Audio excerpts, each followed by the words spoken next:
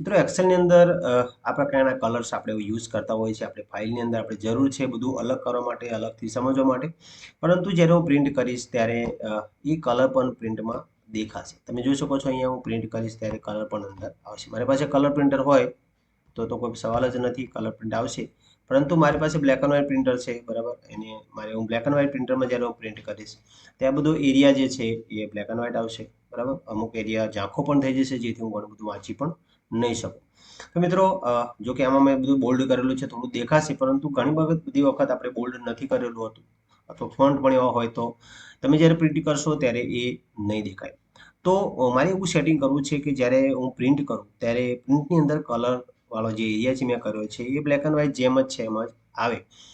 અહીંયા કલર જ રહે અને પ્રિન્ટમાં કલર વાળો જે એરિયા છે એ બ્લેક એન્ડ વ્હાઇટ, મતલબ કે જેવો અહીંયા ક્લીન છે, આ ક્લીન જે આ બધો એરિયા છે એ પણ ક્લીન આવવો જોઈએ. તો જવાનું છે અહીંયા પ્રિન્ટ ટાઇટલ્સમાં, અહીંયા પર ક્લિક કરવાનું છે.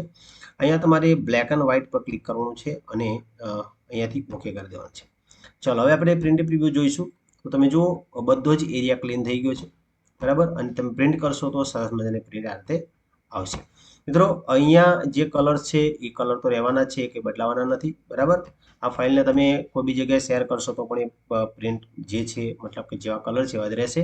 પરંતુ તમે જ્યારે એને પ્રિન્ટ કરશો ત્યારે એ ઉપર જે એરિયા છે કલરવાળો એ સરસ રીતે આ રીતે ક્લીન થઈને જ પ્રિન્ટ આવશે. તો એક સરસ મજાનું સેટિંગ છે. તો વિડીયો ગમ્યો હોય તો લાઇક શેર કરવાનું ન ભૂલતા.